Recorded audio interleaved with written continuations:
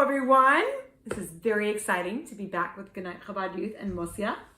Mosia's been super excited, counting down the days till it was her turn to do a Goodnight Chabad Youth story, wasn't she? Oh, yes. And we got very exciting news that very soon all of us won't be in lockdown anymore, but we're still lucky that we get to do Goodnight Chabad Youth and see each other over the screen and read a beautiful book. And tonight is actually a special night. Do you know what tonight is, Mosia? It's Rosh Chodesh. You know which month? Rosh Chodesh. Tammuz. It's Rosh Chodesh Tammuz.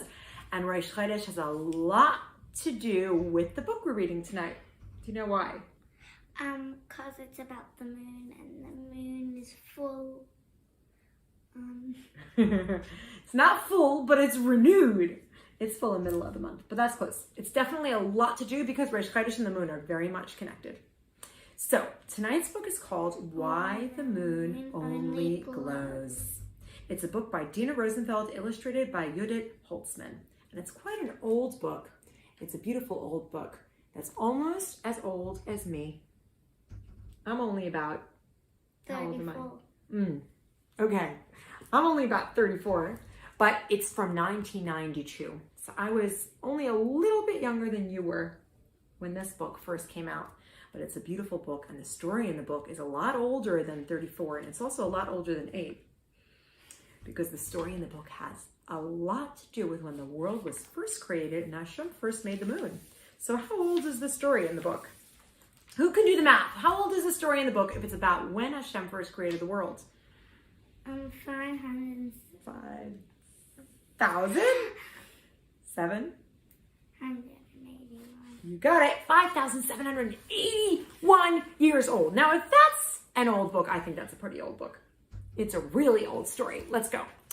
And old stories are good stories. They're called oldies but goodies. Why the Moon Only Glows. A Medrash retold. It's going to be telling us a story from the Medrash by Dina Rosenfeld.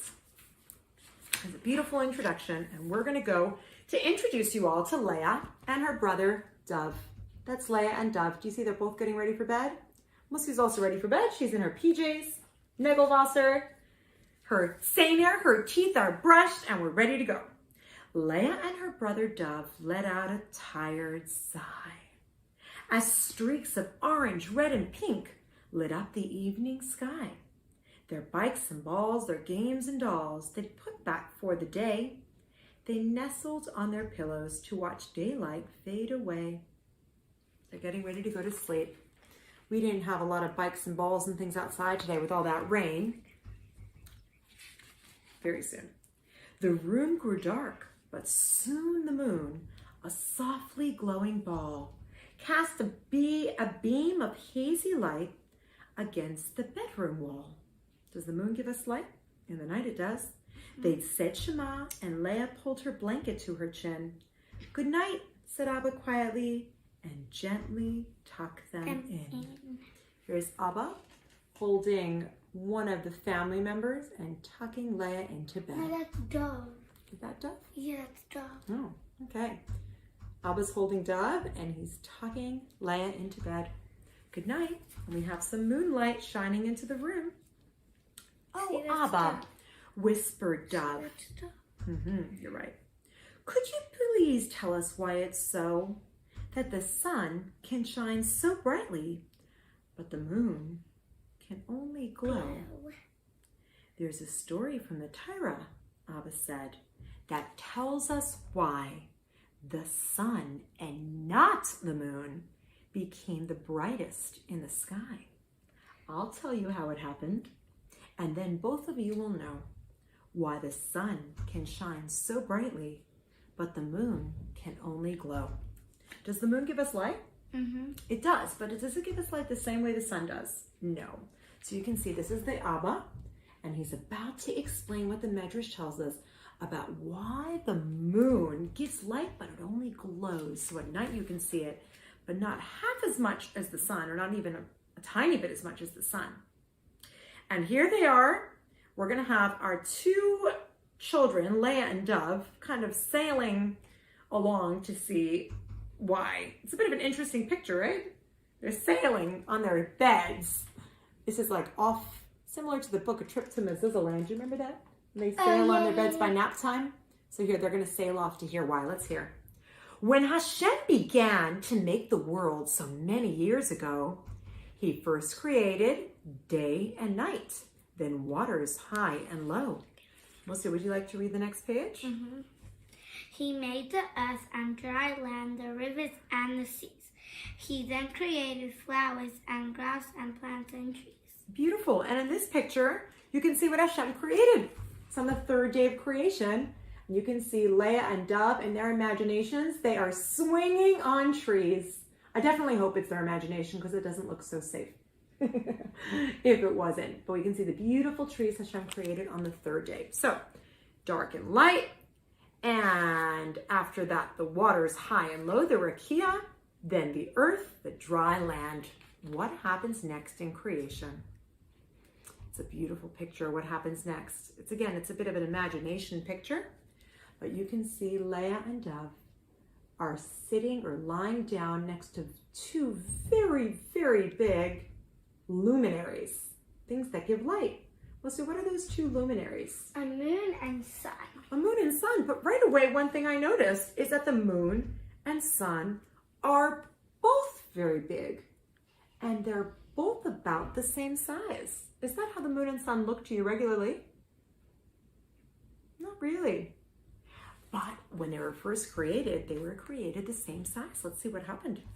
When the fourth day came, Hashem put two balls of light so round, a sun and moon, both big and bright, hung high above the ground.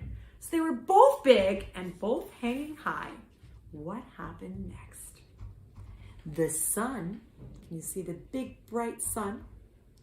The sun was in its glory, glad to shine up there and share the job of giving light with moon and be one of a pair, because they're both going to have this job together. But the moon, here's the moon where Dove's sitting in front of it. The moon didn't feel the same way. The moon was most unhappy.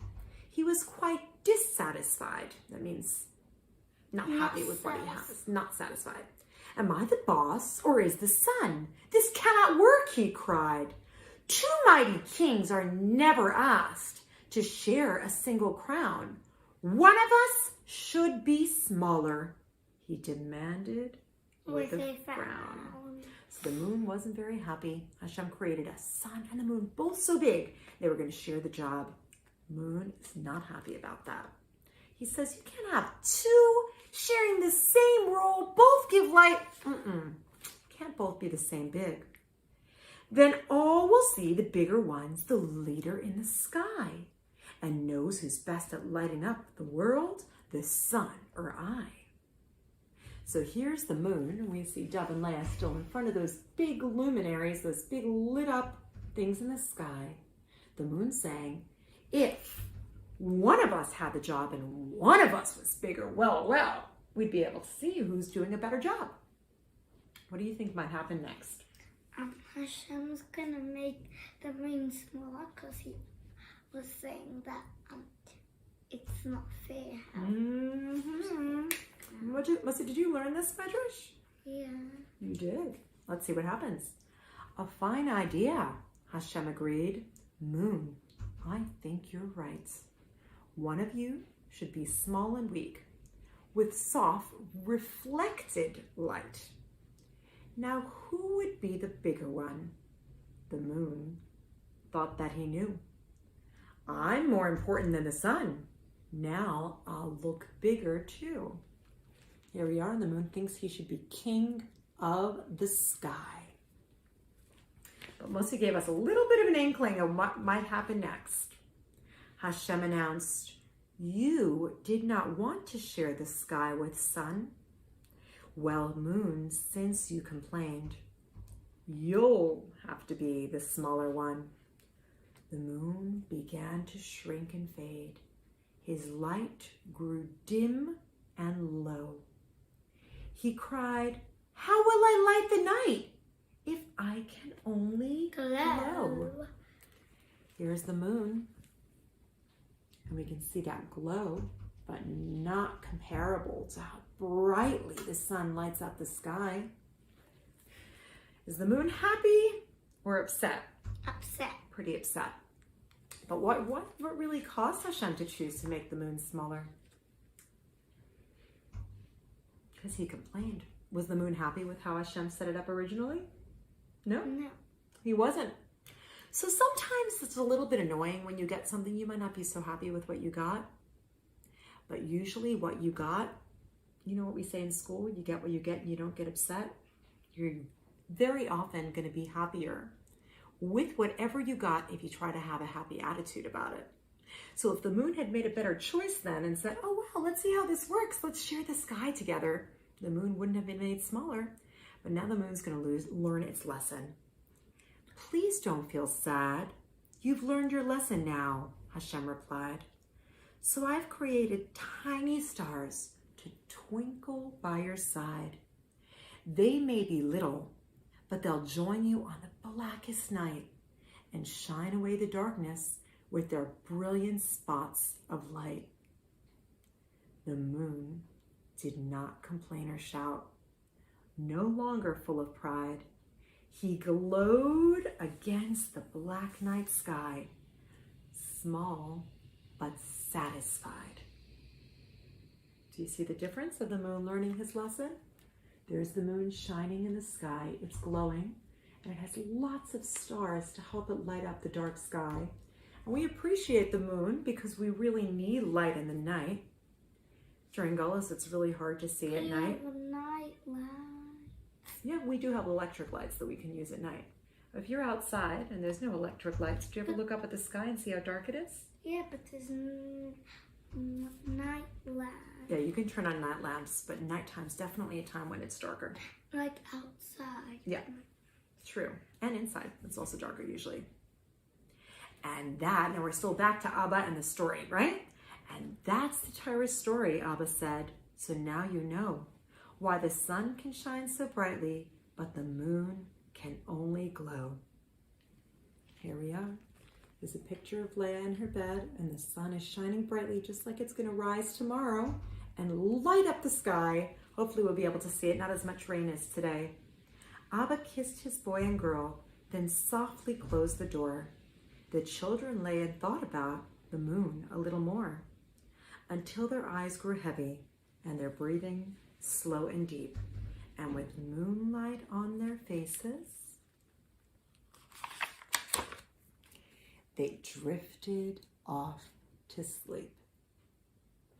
Good night, Leah and Dove. Good night, our beautiful moon. Do you know who's compared to the moon, Lucia? Us. Who are us? The B'nai Israel. B'nai Israel. You're right. B'nai Israel compared to the moon. Sometimes we wish that we were bigger, and we wish things were brighter and lighter, and that things weren't so hard. Like we wish we didn't have to have corona. We wish people didn't ever get sick. We wish all the things that we wish that were happy could happen to us all the time. And very soon,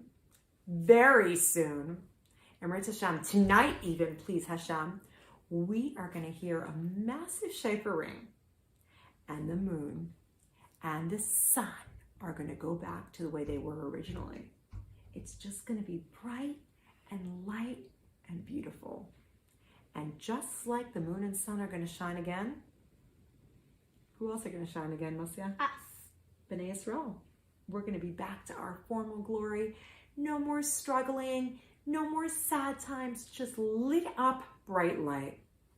So I want to say there's also another lesson that I learned in this book. What can you learn from the moon story? That you should be happy with what you have. Love it. That you should be happy with what you have. Sometimes, even for myself, I'll be like, oh, I wish I had something else. And then when I get the other thing, I'm like, I actually like the original thing better. Does that ever happen to you sometimes? Mm-hmm. Yeah, and then you regret it, right? In this case, the moon had to learn a very hard lesson, and he's been keeping out that lesson till today, which is why it's nighttime now, and the sky is not all lit up with the sun. But sometimes it's an important lesson for us to learn as well. Be happy with what you have, and that's also going to help bring Mashiach. So good night, Chabad youth. Don't forget to say Shema and wish your mommies and daddies or tatis or brothers and sisters and whoever's in your house a wonderful, sweet dream night full of beautiful, lit up dreams, and hopefully not just dreams about Mashiach coming right now.